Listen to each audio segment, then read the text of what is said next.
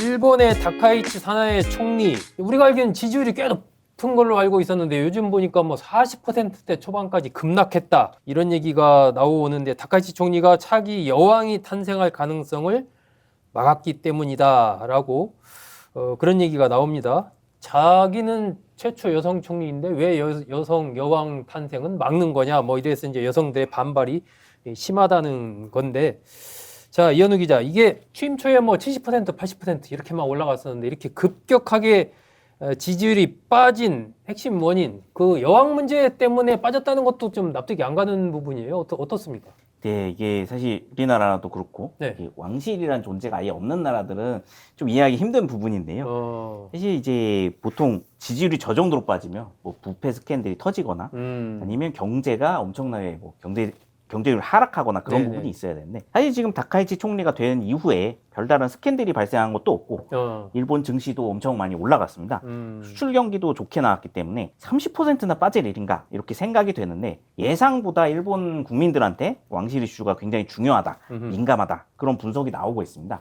실제로 이제 일본 언론들에서 대부분 지지율 급락의 주 원인은 왕실 전범 개정안 때문이다 이렇게 분석이 나오고 있는데요. 네. 이 왕실 전범은 이제 차기 일왕의 계승권 문제를 다룬 일종의 법률인데, 그동안에는 이제 일본 왕가 내에서 일왕의 아들이나 남성 친척들만 가능하다 보니까 지금 사실 후계 문제가 심각해진 상황이긴 합니다. 아, 그러니까 일본 이 법률상으로 봤을 때는 남자, 또 그 어쨌든 남성 쪽의 후계 하는 걸로만 그렇게 돼 있군요. 여성은 예, 안 되고. 그렇습니다. 아, 이게 지금 왕가에 남은 남자가 지금 일왕의 동생 후미히토 친왕과 네. 그의 아들이자 지금 일왕의 조카인 히사히토 왕자 2명만 남은 상태입니다. 아, 2명밖에 안 남았어요? 네, 그렇습니다. 아, 걱정이 좀 생길 만도 하네요.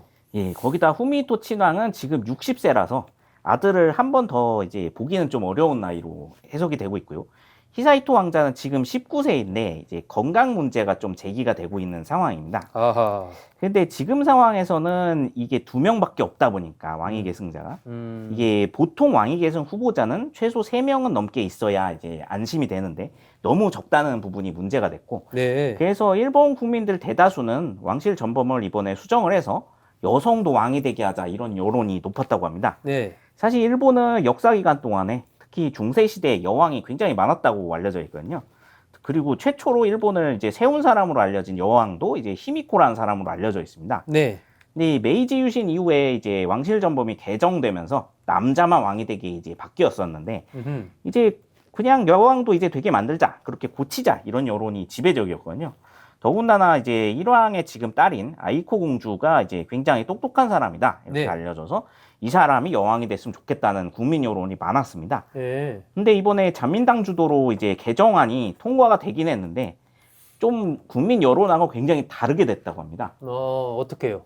오히려 이제 기존 왕가에서 이제 퇴출된 가까운 친척 집안들, 어허. 특히 이제 남자 친척들 중에 일왕의 양자로 입적이 가능하게 그렇게 법으로 바꾸는 건데요. 아, 친척들 중에서 거기도 남자만 이렇게 예. 양자로 들여와서 할 수 있게. 왜 이제 그러다 보니까 국민들 사이에서 왜 그럼 여자는 안 되냐 이런 여론이 일었다는 얘기군요. 그렇습니다.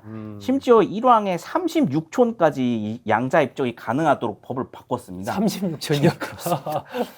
그러다 보니 일본 국민 입장에서는 예. 36촌이면 거의 남이나 다름없는데, 그렇죠. 예. 직계 적통에 이제 공주가 있는데 음흠. 왜 남과 같은 친척이 왕이 될 수 있도록 법을 고쳤냐 이런 비판이 쏟아지고 있다고 합니다. 아, 뭐 일본 국민들 사이에서 그런 비판이 쏟아질 만도 합니다. 또 뭐 여왕이 전혀 없었던 것도 아니고 있었는데 지금 또 시대가 이런 시대인데 왜 안 되냐 이런 얘기가 당연히 나올 만도 하죠. 그런데 다카이치 총리 입장에서도 이렇게 이제 법을 고쳤을 때 이 분명 반발이 있을 거다 이렇게 이제 예상을 했을 텐데, 그럼에도 이 법을 그렇게 고친 이유는 어떻게 봐야 됩니까? 네, 이거는 아무래도 이제 그렇게 간단한 문제는 아닌 것 같고, 이제 일본의 정치적 상황, 네. 그리고 왕가와 연계된 문제들이 이제 아마 한꺼번에 작용한 게 아닌가 그런 이야기가 나오는데요. 이게 남자만 계승할 수 있도록 유지를 하면서 네. 이렇게 먼 친척까지 끌어들인 주요 이유는 아무래도 지금 일왕의 동생인 후미히토 친왕과 자민당 사이에 가까운 관계가 아마 연관이 있을 거다 이런 이야기가 일본에서 나오고 있습니다. 네. 원래 일본 왕가의 경우에는 2차 대전 이후부터는 이제 일본의 재무장에 굉장히 반대하는 입장을 고수하고 있었는데요. 특히나 핵무장은 완전히 결사반대하고 있는 상황입니다. 현재 국왕의 나루히토 일왕도 그렇고 그의 아버지인 아키히토 일왕의 경우에도 네. 아주 강력한 반전주의자였는데요. 특히 아키히토 일왕의 경우에는 자신의 아버지였던 히로히토 일왕 당시 2차 대전에 참패하는 모습을 그대로 봤습니다. 네. 나가사키와 히로시마에 핵무기가 떨어졌던 일들도 어린 시절에 경험을 했습니다. 그러다 보니까 이 핵무장에 대해서는 아주 강력하게 반대를 했습니다. 현재 일왕도 여기에 반대를 하고 있고요. 그러다 보니까 전후 일본에서 유지해온 그 비핵 3원칙, 이제 핵무기는 개발해서도 보유해서도 도입해서도 안 된다. 이 원칙은 반드시 지켜야 한다고 공개적으로 밝혔는데요. 그러다 보니 당연히 그 딸인 아이코 공주도 이런 아버지의 영향을 강하게 많이 받았습니다.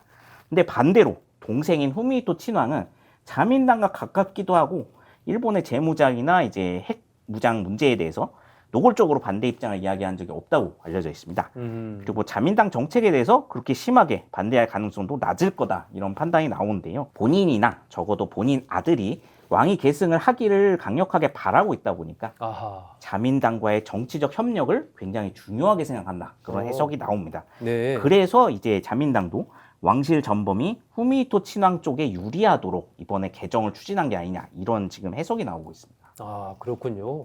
여차하면은 일본 왕실 사이에서의 이 혈통 전쟁이 벌어질 수도 있겠군요. 이러다 보면은. 예, 그렇습니다. 어쨌든 여러 가지 변화가 생긴 간단한 문제가 아닌 정치적인 또 맥락이 있습니다.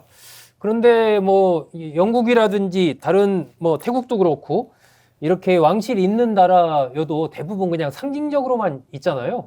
근데 일본은 어느 정도 이제 정치적 영향력이 있으니까 지금 이런 부분이 화제가 되고 이슈가 되고 있다. 그렇게 봐야 될 것 같은데요.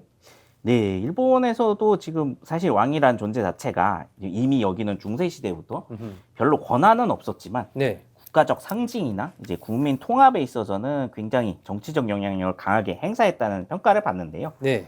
실제로도 이제 2차 세계대전 당시에 이제 일본 군부가 계속해서 항복을 반대를 했었는데 일본 왕이 항복 성명을 라디오로 발표하자마자 이제 전 국민이 무기를 내려놓게 되니까 항복을 한 적이 있습니다. 네.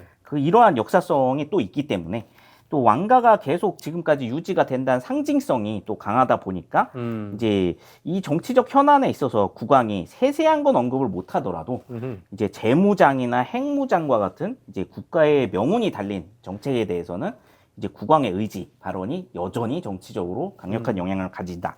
이런 해석이 나옵니다. 네. 특히 지금 일본 집권 자민당의 주요 지지층이 이제 보수 극우 세력들인데 그들에게는 이제 국왕은 여전히 살아있는 신이라는 해석이 나옵니다. 네. 국왕이 재무장 정책에 대해서 어떤 방향을 잡든 이제 그거에 대해서 정치인들은 아예 언급을 할 수 없는 수준으로 알려져 있습니다.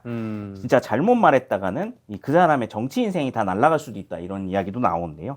그래서 자민당에서도 이런 부분에서 결국엔 자신들의 이제 정책을 좀 승인을 해줄 왕을 얻기를 지금 바라고 있고 그런 부분에서 왕실 전범 수정에 좀 공을 들이고 있는 것이 아니냐 이런 움직임을 보이는 게 아니냐 그런 분석이 나옵니다. 아, 오히려 자민당에서 왕을 선택하는 그런 상황 그렇게 이어질 가능성도 있는 거군요. 지금 봐서는. 그렇습니다.